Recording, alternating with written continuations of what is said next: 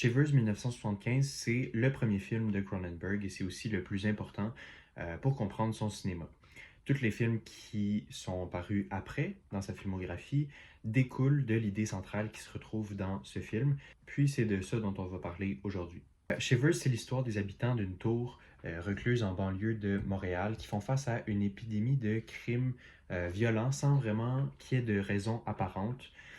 Mais en fouillant un peu, on finit par découvrir que les personnes qui perpétuent ces crimes-là sont atteintes d'une maladie nouvelle, une maladie apportée par un parasite qui va à l'intérieur des gens, ce qui va être un élément important pour plus tard. Donc, ils sont infectés par un parasite qui entre en eux et vient altérer leur comportement pour enlever toute inhibition sexuelle, puis aussi pour les rendre violents. Donc, c'est ça, comme je l'ai dit, au début. C'est le premier film complet de Cronenberg. Il avait fait à peu près deux courts-métrages, mais là, c'était vraiment son premier film.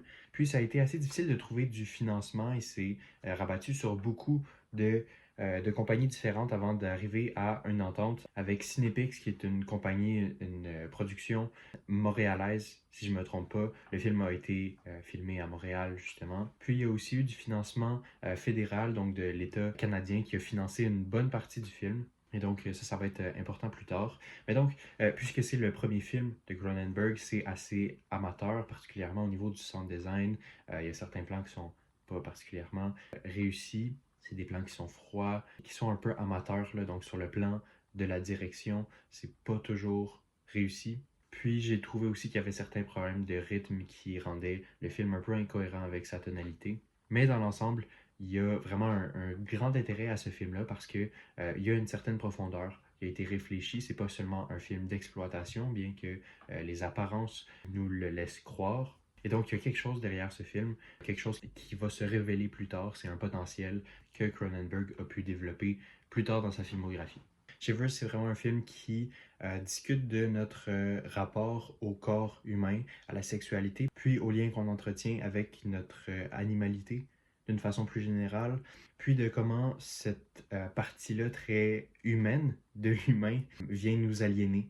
Parce que c'est comme si notre esprit était pris dans une condition animale, il était prisonnier de sa cage de chair, en fait. Puis c'est de ça dont il est question dans une bonne partie de la filmographie de Cronenberg, puis c'est ce qui est apporté dès le début avec Shivers. Puis ce qui est intéressant, c'est que le réalisateur nous amène déjà au cœur de ces questionnements-là avec son premier film, avec Shivers. Donc c'est ça, même si ça a des allures de film d'exploitation, même si ça a été produit par une compagnie qui croyait être en train de financer un film d'exploitation, ça n'en est pas vraiment un parce qu'il y a des questionnements qui sont sous-jacents à la violence graphique qui est montrée à l'image.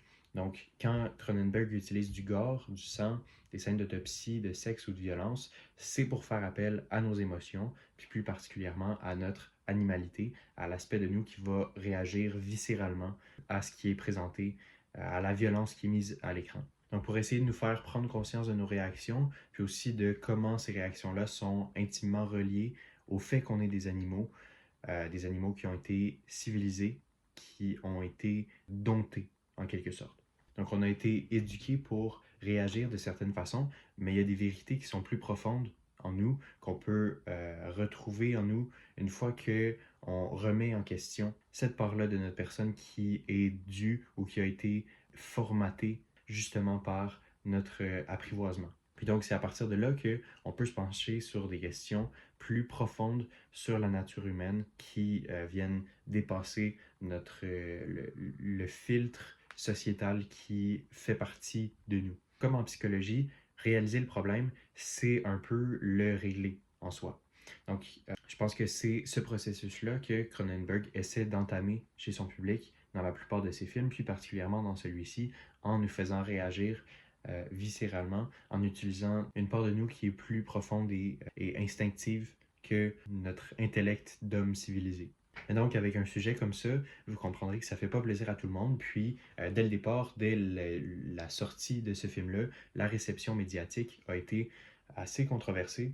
En fait, ça a fait de lui un réalisateur controversé dès le départ. Comme je l'ai dit, le film a été financé par l'État canadien. Puis la nature sulfureuse du film a provoqué rapidement des réactions de la part de personnes qui ne voulaient pas vraiment s'associer aux valeurs qui étaient présentées dans ce film-là. C'est un film qu'il considérait immoral, mais qui a été payé avec l'argent des taxpayers canadiens. L'affaire avec cette critique-là, c'est que Shivers a rapporté énormément. Ça a été, je pense, à l'époque, c'était le film qui avait un retour sur investissement le plus fort de l'histoire du Canada. Et donc, rapidement, les critiques n'avaient plus vraiment lieu d'être, même si ça a apporté beaucoup de questionnements qui sont rendus jusqu'à la Chambre des communes.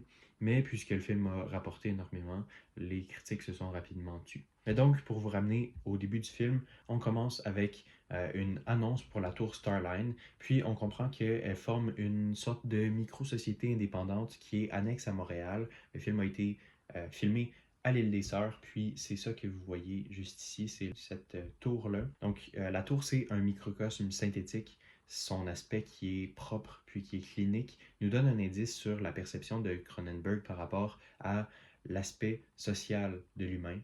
Donc pour lui, c'est clairement un masque, c'est un mensonge, puis il faut essayer d'aller au-delà de ça parce que au fond, c'est faux, c'est pas ce qu'on est réellement.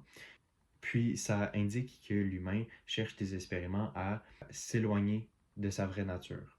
Donc c'est ça que symbolise en quelque sorte la tour Starline avec son aspect très épuré puis très synthétique. Mais donc tout de suite après que l'annonce se termine, on est confronté à la réalité. Donc on est dans une scène où un vendeur essaie de convaincre un couple d'aménager dans la tour. Puis, on est confronté tout de suite, en parallèle, à une scène de violence entre un vieil homme puis une jeune femme qui a lieu dans une autre pièce du bâtiment pour montrer que l'aspect épuré et propre de la tour Starline, en réalité, ça ne sera jamais assez pour mettre de côté notre vraie nature. Puis pour Cronenberg, une partie de cette vraie nature-là se retrouve dans notre côté violent. Même un environnement qui est manufacturé et contrôlé pour faire ressortir le meilleur de l'humain puis de la vie civilisée, ça n'est pas suffisant pour réprimer notre animalité. C'est un symbole qui est récurrent dans le film, l'idée que certains désirs de l'humain demeurent subconscients ou au moins qui soient non dits entre les individus. Parce que ce sont des idées qui ont été profondément réprimées en nous, donc par la volonté de se conformer, par la volonté d'être un humain civilisé. C'est ce qu'on voit notamment avec toutes les histoires de promiscuité, puis les affaires qui ont déjà lieu dans la tour avant même que commence l'épidémie de ce parasite qui vient infecter toutes les personnes dans la tour. Puis ici, je pense que c'est important de se pencher sur la signification de ce parasite-là. On dit qu'il rend les gens violents puis qu'il les fait commettre des actes sexuels immoraux dans le film, mais c'est un symbole qui est assez ambigu parce que son fonctionnement est jamais expliqué clairement. Ou du moins, il y a beaucoup d'éléments qui laissent envisager deux possibilités par rapport à ce que fait réellement le parasite. Et ça, c'est assez intéressant parce que plusieurs personnes vont tout de suite assumer la première option et d'autres personnes vont assumer la deuxième, puis ça en dit long sur la perception qu'ont ces gens de l'humain. Mais donc, qu'est-ce que Cronenberg essayait d'expliquer à travers ça? C'est ce que je vais essayer de départager ici. On ne nous explique jamais vraiment comment, en fait, d'où viennent les parasites, puis quel est l'effet qu'ils ont sur les gens qui en sont infectés. On voit leur effet, mais cet effet-là, il est pas, c'est-à-dire, il est assez libre à l'interprétation. D'un côté, on pourrait croire que le parasite altère le comportement des gens, puis les rend plus violents et sexuellement actifs. Mais d'un autre, on pourrait aussi croire qu'il fait seulement enlever l'inhibition des gens qui l'infectent. Ces personnes-là auraient déjà ces mêmes désirs de violence, qu'ils soient infectés ou non. Donc ce serait une façon d'abattre les masques, de mettre au jour la vraie nature des personnes qui se retrouvent dans la tour Starline puis qui sont infectées par le parasite. Donc la façon que j'ai apporté l'histoire ici, mon interprétation, c'est que le parasite désinhibe les gens qui infectent, puis que le mal était déjà en eux, d'une certaine façon, mais c'est seulement maintenant qu'ils retournent à l'état de nature qu'on est confronté à ce qu'est réellement l'humain. Puis c'est pas que négatif, d'une certaine manière, parce que peut-être que l'humain a un côté sombre qui se cache derrière les politesses, les lieux communs, puis les usages de la société, mais cette société-là aussi, elle peut être vue comme un poison. Donc c'est le poison qui fait en sorte qu'une personne comme la dame qui est ici, puis qui peut être perçue comme indésirable sous le filtre de notre perception sociétale, elle devient soudainement un vecteur de plaisir au même titre que tout le monde, une fois qu'elle est infectée par le parasite. C'est ce qu'on voit dans le film.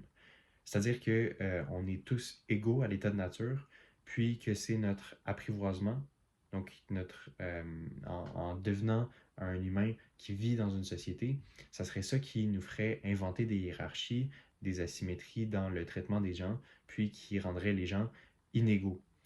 La même chose pourrait aussi être dite du traitement de l'homosexualité dans le film, qui est affiché à plusieurs reprises sans vraiment être le centre du film, bien que c'est clair que l'effet que ça avait sur les gens qui voyaient le film en 1975 devait être beaucoup plus important qu'il l'est aujourd'hui. C'était beaucoup plus subversif de montrer l'homosexualité de façon aussi désinhibée, justement.